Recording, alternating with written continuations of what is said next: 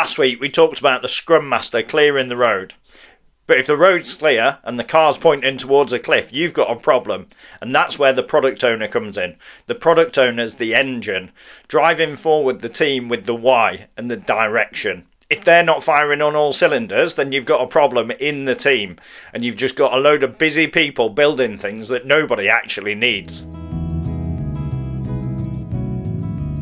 Hi guys, it's Dave here. Welcome back to Project Management 101. It's great to see you. Thanks again for all the engagement over the past few months. It's been really great. Let's continue to build that community. Make sure you smash that like button if you get some value out of the video. Maybe share some comments. Let us know. What can we do better at Project Management 101? What do you want to know more about? I'm happy to share.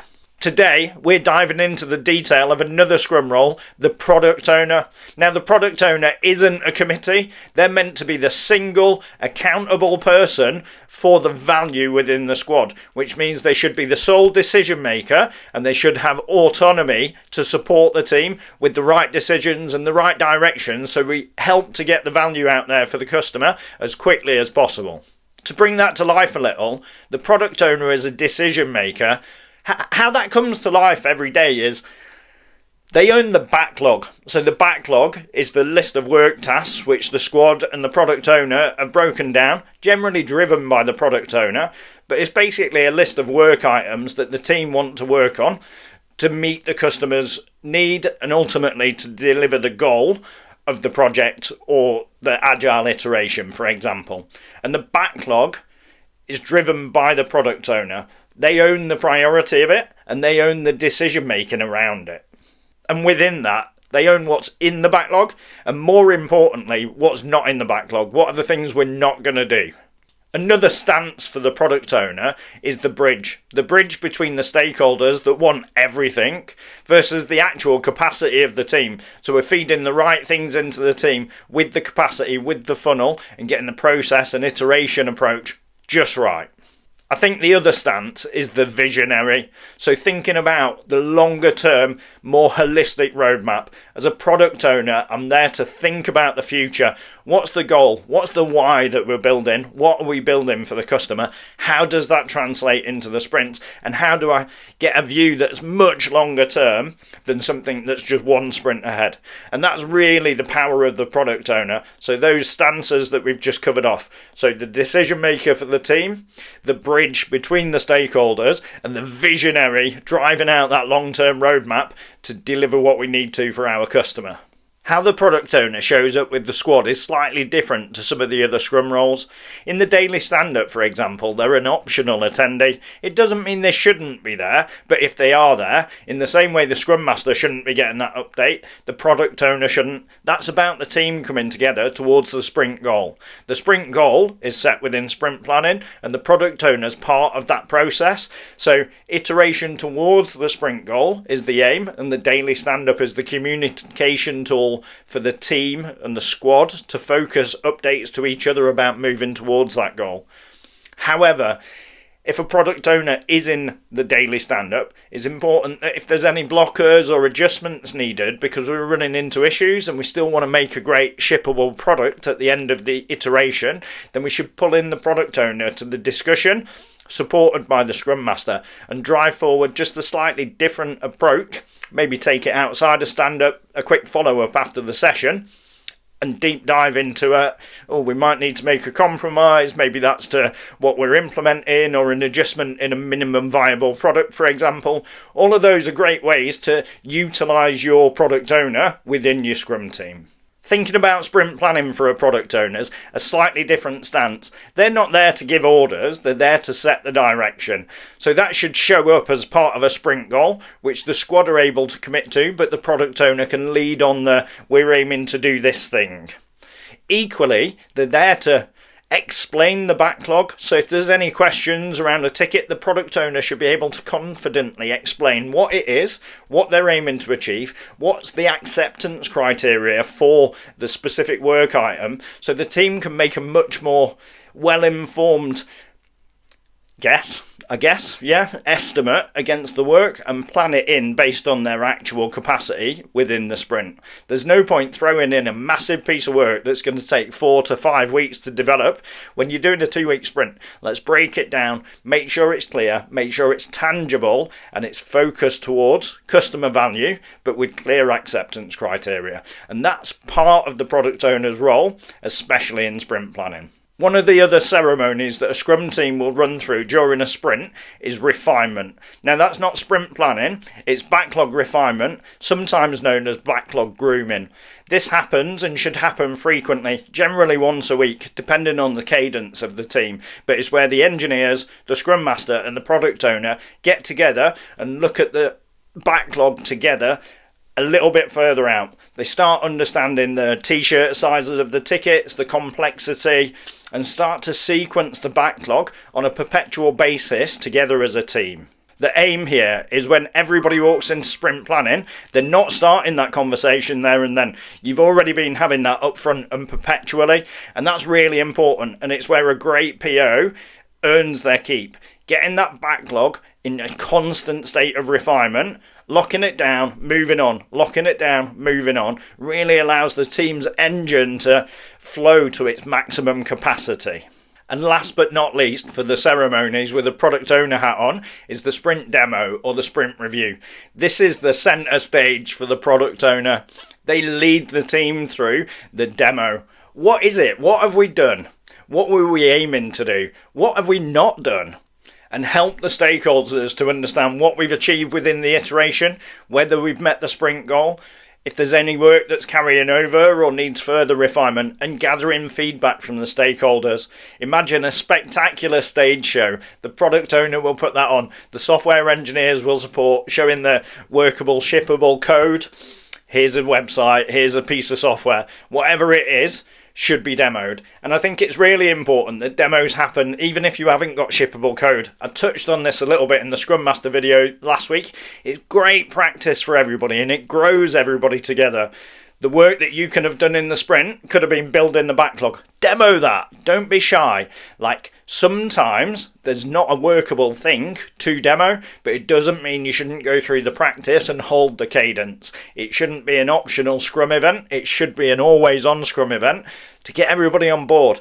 There could be a reason that you've slowed down. There could be an issue. Getting that across the stakeholders helps to manage everybody's expectations upfront and early, and that's really important when you're building a culture of trust. Okay, we've talked about what a product owner is, what they do, and how they show up in ceremonies.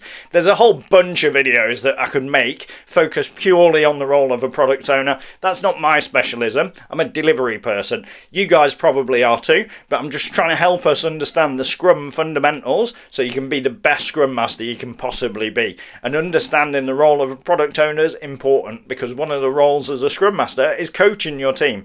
So knowing what good looks like is a great step forwards to help your product owner and your team become much more productive, get your velocity super high, and grow a great culture. So that's a little bit of the why I'm sharing this information.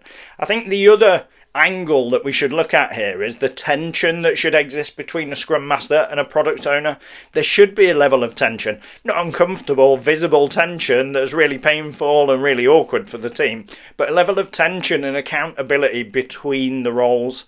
The product owner is setting the vision and the driving forward for getting the customer value out as quickly as possible. The Scrum Master is holding accountability in terms of making sure we're following the flow.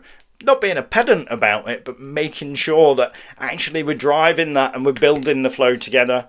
And equally, also challenging the product owner to break down the tickets to an appropriate level, to be able to define the acceptance criteria and drive forward all of the details the squad needs, but also to hold the product owner to account when I've just got a last minute, can we just change in the sprint? The Scrum Master should have a level of tension to say no on behalf of the team.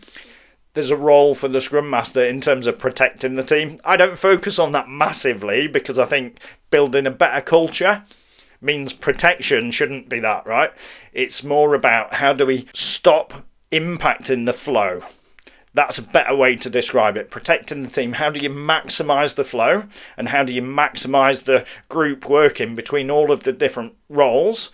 That's how I envisage protecting the team, rather than no, everything go away, stop. There's tools and techniques within the Scrum framework that allow us to accept change in a sprint. We just stop the sprint and we start again. The product owner's job is to tell us if we're doing the right thing, and if we're all no. As a Scrum Master, it makes it really difficult. What we should be is, yes, and how can we do that together? Is it right that we stop the work? Great. Okay, let's build the right thing. We should always be thinking with the customer in mind. So that tension is healthy and it should be there. If you've not got that tension, think about why. Think about, are you asking the right questions? Maybe your product owner is just super duper on it. Maybe they know everything about Scrum. They've been working in it for 20 years. They've got way more experience than me and you combined. Great. Okay, maybe you don't need the friction. There will be a point of time that you have tension. Don't shy away from it. That's really important. So, and that comes both sides. The product owner should be pushing, maybe to the Scrum Master. Can we go quicker? Are we hitting bottlenecks? What's slowing down our velocity? Can we get to production quicker? All of those questions are really valid and should be things we think about in the sprint retrospective together as a group. Think of it like this. The product owner wants the best thing for the customer. The squad should have quality at its heart. And the Scrum Master should think about, how do I protect the team from burnout to keep the quality high and deliver what the customer needs? That tension should be continuous. And remember this, if the Scrum Master just says yes to everything when the product owner's asking, they're just the secretary again. Avoid that trap. I think a real challenge for product owners is having the strength to say no. Imagine a massive enterprise organisation where everybody wants everything all the time. Imagine being that person that's got to sit there saying no. I know in my organisation it's really difficult. I'm sure it is in yours too. So try and give your product owner a bit of a hand. Give them the data that backs it up. What's the team flow? What's the story point velocity? How can we help them use data to remove the emotion from the situation? I touch on that a lot during the Project Management 101 lessons, and it's really important. Use the data, remove the emotion, underpin it with the science. Our throughput is X story points per sprint. We've loaded in that many story points and we're confident that we can meet the sprint goal on that basis. If we get a last minute ask and another and we just say yes to it all the time, then it becomes really overloaded, overburdened, and the team are likely to fail. And that's the key part. How do we stop the team from failing, being burned out, overwhelmed? Give them a structured framework to work within. That's part of the Scrum Master and product owner tension that I've just touched on. But equally, how do we allow the product owner to be able to do their job to the best of their abilities? We give them the data, we allow them to drive forward those difficult conversations with the stakeholder, and we give them backup when they're under pressure. We can turn up to the meeting too. Scrum Masters and product owners together, they're unstoppable. What a great synergy. Turn up to the meeting. Use the data, take the emotion away from it. So next time you're sat with your product owner wondering what's going on, maybe think about this lesson. Think about the different synergies that you need to pull together being a Scrum Master versus a product owner, and think about how you can support each other and the team to be the best possible versions of yourself.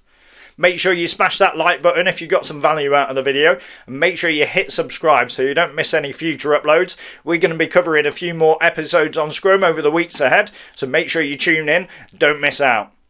Thanks again for watching Project Management 101. It's great to see you all. From chaos to clarity, take care.